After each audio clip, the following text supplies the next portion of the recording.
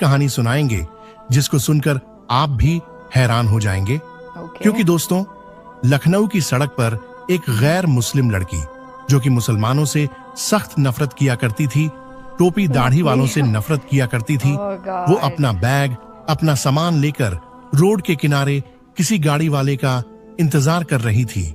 गाड़ी वाले उधर से गुजर तो रहे थे, लेकिन कोई रुकने का नाम नहीं ले रहा था और ये लड़की किसी के आगे अपना हाथ भी नहीं दे रही थी। फिर अचानक जब एक मुसलमान ऑटो वाला उधर से आता हुआ दिखाई दिया तो उस लड़की ने उसके आगे हाथ दे दिया और फिर उस ऑटो वाले ने अपना रिक्शा रोका। उस लड़की के साथ में जो कुछ किया, यकीनन आप लोग भी जानकर हैरान हो जाएंगे।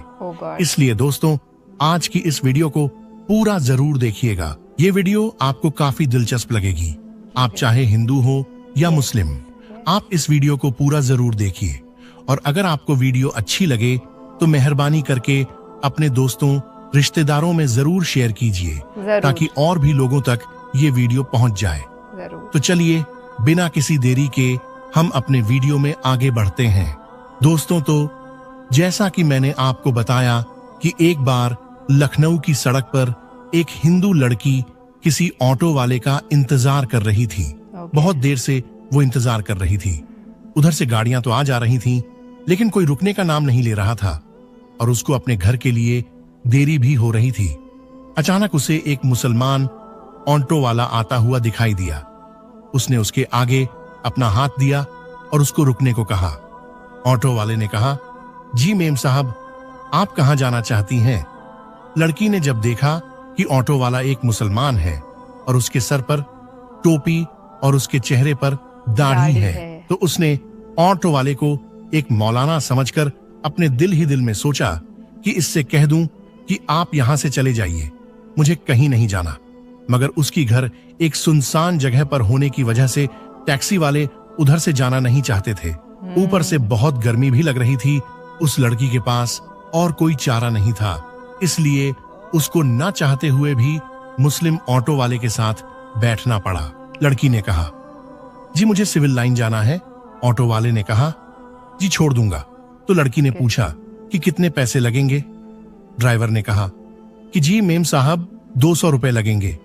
लड़की ने इससे पहले वाले सफर को याद किया और उसने सोचा कि इससे पहले जाने के लिए मैंने 300 रुपए दिए थे। फिर वो सोचने लगी कि सब लोग कहते हैं कि ये टोपी वाले और मौलवी बहुत बुरे होते हैं और बहुत लालची भी होते हैं और हवस के मारे भी होते हैं। ये दाढ़ी और टोपी वाले भरोसे के लायक नहीं होते। ये सोचकर वो बहुत ज्यादा डर गई, लेकिन तेज धूप और गर्मी की वजह से वो बहुत ज्यादा परेशान थी, ज्यादा कुछ सोच नहीं पा रही थी। इतने में ऑटो ड्राइवर बोला, मेम साहब चलो आप 180 दे देना। लड़की बोली, ठीक है, लेकिन सामने मेरा सामान है जो बहुत भारी है, अकेले उसे उठाया नहीं जा रहा, हो सके तो आप मेरी कुछ मदद कर दे। ड्राइवर बोला, जी मेम साहब आप बैठ जाइए, मैं रख देता हूं। उसके बाद में ऑटो ड्राइवर ने लड़की की सामान अपनी टैक्सी में रखा और चल दिया। थोड़ी देर चलने के बाद ऑटो ड्राइवर ने कहा, मेम साहब क्या है ना कि दरअसल एक बयान में सुन रहा था जो बीच में ही रह गया था। अगर आपकी इजाजत हो तो क्या मैं इसको सुन लूं? अगर आपको बुरा ना लगे तो मैं टेप को चालू कर दूं। ये सुनकर उस लड़की ने कहा, जी मुझे कोई तकलीफ नहीं है, अगर आप सुनना चाहे तो सुन सकते हैं। उसके बाद में ऑटो वाले ने अपना म्यूजिक सिस्टम ऑन कर दिया। एक मौलाना साहब बयान फरमा रहे थे। बयान था पर्दे के बारे में। ना चाहते हुए भी अब उस लड़की को उसको सुनना पड़ रहा था।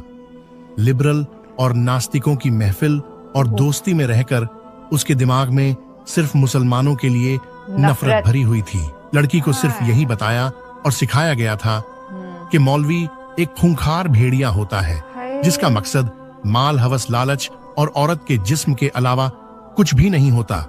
मजहब और धर्म के नाम पर सिर्फ पैसे कमाना ही उसका पेशा है। लेकिन दोस्तों, अब ये लड़की एक मुसलमान ऑटो वाले के साथ बैठी हुई थी और ना चाहते हुए भी एक मौलाना का बयान सुन रही थी और उस बयान में एक मौलवी साहब एक जोरदार आवाज में बोल रहे थे और कह रहे थे कि पर्दा अल्लाह का हुक्म है, पर्दा एक औरत के जिस्म की मुआफिज है, उसके चेहरे से लेकर जिस्म के हर हिस्से हाथ पैर तक को ढककर उसको हजारों को भीड़ में भी महफूज होने का यकीन दिलाता है। पर्दा औरत को शैतानी नजरों से बचाता है और देखने वाले अपने आंख तक झुका लेते हैं, घूमा लेते हैं और सोचते हैं कि ये लड़की तो बहुत शरीफ लड़की है।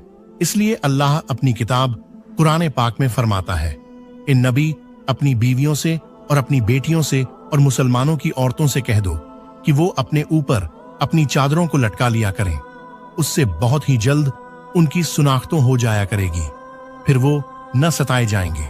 अल्लाह ताला बख्शने वाला और बहुत मेहरबान है। पर्दा औरत की इज्जत है, सलामती का जामील है, उसकी पाक दामिनी जाहिरी की अलामत है। पर्दे में ही एक औरत की इज्जत है, लेकिन बेपर्दा औरत की मिसाल उस खुले हुए गोश्त के जैसी है जिस पर एक मक्खी आती है और उस पर बैठकर अपनी गंध निकालती है। हर एक उसको खाने की निगाह से घूरता है, हर नजर उसको खाने और लूटने की नजर से देखते हैं। ये बयान सुनकर उस लड़की को ऐसा लगने लगा कि जैसे कि ये सब अल्फाज उसके लिए ही बोले जा रहे हों, क्योंकि जब वो ऑफिस आती जाती है तो रास्ते में हर लुच्चे लफंगे की नजर उस पर पड़ती है और उसको घूरती रहती है, उसको बुरी नजरों से देखते हैं। उसको ऐसा लगने लगा जैसे उसकी इस मुश्किल का अब सिर्फ एक यही हाल है। बयान सुनते सुनते इतने में उसकी बताई हुई गली में टैक्सी पहुंच चुकी थी और उसके घर के सामने जाकर ऑटो रुक चुकी थी और लड़की ऑटो से नीचे उतरी और कहने लगी, जी आप मेरा सामान बाहर रख दें।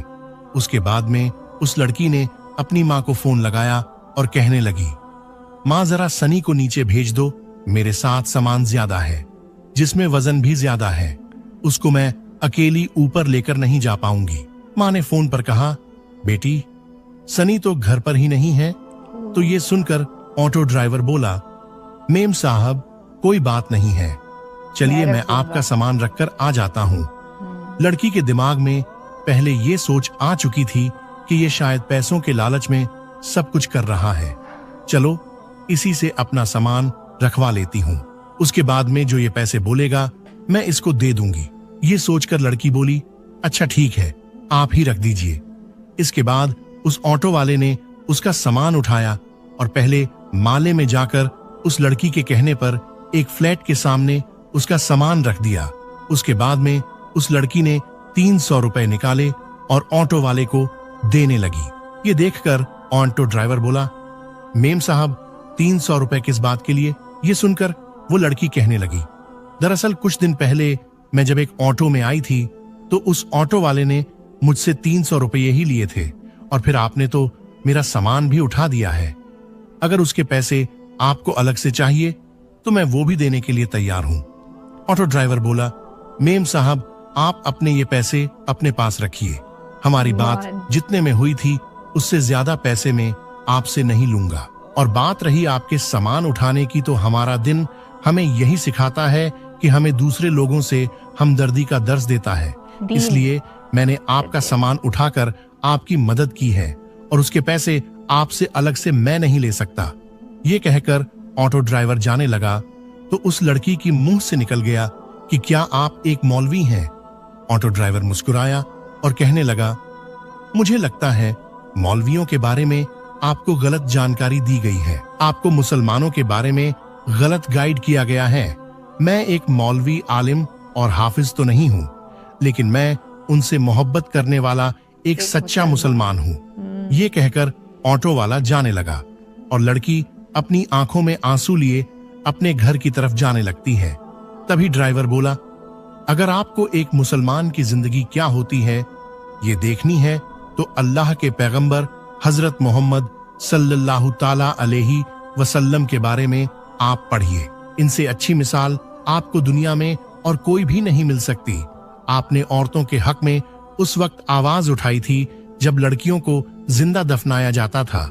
आपने फरमाया कि एक मजदूर को मेहनता उसका पसीना सूखने से पहले ही दे दिया करो। इसलिए याद रखें, अगर कोई इंसान गलत काम करता है तो इंसान गलत हो सकता है, उसका धर्म या मजहब नहीं। आज के दौर में लोग इतने ज्यादा मग्न हो गए जिनको खुद इस्लाम के बारे में मालूम नहीं, तो फिर वो अपने बच्चों को इस्लाम के बारे में क्या बताएंगे। याद रखें, इस्लाम 100% पाक और साफ मजहब है। किसी के कहने से या सुनने से इसको बुरा भला न कहे।